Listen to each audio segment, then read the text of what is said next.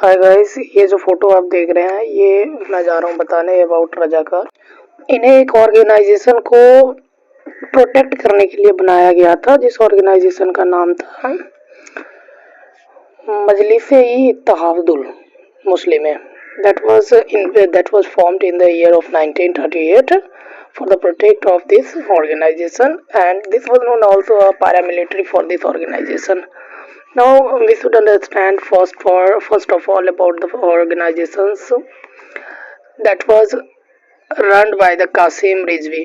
कासिम रिजवी उस समय का बहुत पावरफुल आदमी हुआ करता था जब हैदराबाद को एक स्पेशल कंट्री बनाने की बात आई थी। तो लेकिन 1948 में फर्स्ट टाइम ऐसा हुआ कि जब सरदार वल्लभ भाई पटेल और वीपी मेनन वहाँ पे निगोशिएशन करने गए हैदराबाद को अपने इंडिया में मिलाने के लिए, तो वो माना नहीं। बजाय इसके उसने एक और थ्रेट दे दिया इंडिया को कि अगर इंडियन आर्मी एक बार भी हैदराबाद में इन्वॉल्व करने की कोशिश करती है तो उसे हिंदुओं के लाश के अलावा और राख के ढेर के अलावा कुछ नहीं मिलेगा।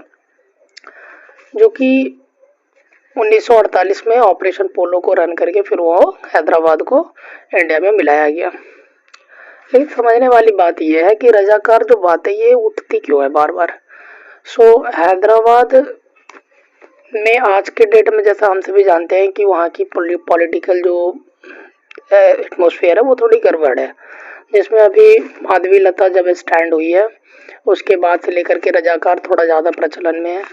तो ये जो रजाकार थे ये वैसे प्रोटेक्टर थे, वैसे मुसलमान के बच्चे थे जो मुसलमान हिंदू की औरतों को ज़बरदस्ती पकड़ के उनसे रेप करते थे और रेप करने के बाद उन्हें छोड़ देते, तो उनसे जो बच्चे होते थे उन्हें रजाकार नाम दिया जाता था और जबरन उनके हस्बैंड को मुसलमान में कन्वर्ट कराया जाता था। अगर वो नहीं मानते थे तो ऐसा करने पे उन्हें जान से मार दिया जाता था।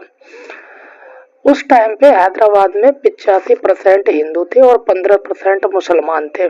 लेकिन उन 15% मुसलमान में अच्छी डेजिग्नेशन, अच्छे पोस्ट पर जो बैठे होते थे वो थे मुसलमान लोग, जो कि अच्छे रेगुलेशंस ऑर्गेनाइजेशंस को रन करते थे। सारी military power, authority power, parliament में सारा जो भी पॉलिटिकल पावर वगैरह है सब उन्हीं के हाथ में था, जिसकी वजह से वो लोग ज़्यादा वर्चस्व में थे।